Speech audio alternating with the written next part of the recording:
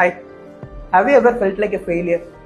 என்னடா என்ன விஷயம் பண்ணாலும் நமக்கு லைஃப்ல எல்லாமே நெகட்டிவா டர்ன் அவுட் ஆகிட்டே இருக்கேன்னு எனக்கு யோசிச்சிருக்கீங்களா? இந்த வீடியோ உங்களுக்காக தான். எக்ஸாம்பிள் ஒரு சினாரியோ சொல்றேன். நம்ம ஒரு இன்டர்வியூக்கு போறோம். லைக் நம்ம ஒரு ட்ரீம் பண்ணி ஒரு ஜாப் ஓகே ஃபைன் போறோம். பட் ஒழுங்காக பெர்ஃபார்ம் பண்ணல, இல்லை எனி ரீசன்ஸ் நம்ம ஒர்க் அவுட் ஆயிரும். ஸோ என்னடா அது இப்படி நடக்குதே அப்படின்னு நீங்கள் யோசிச்சிங்கன்னா அது ஜஸ்ட் ஃபெயிலியர் தான்.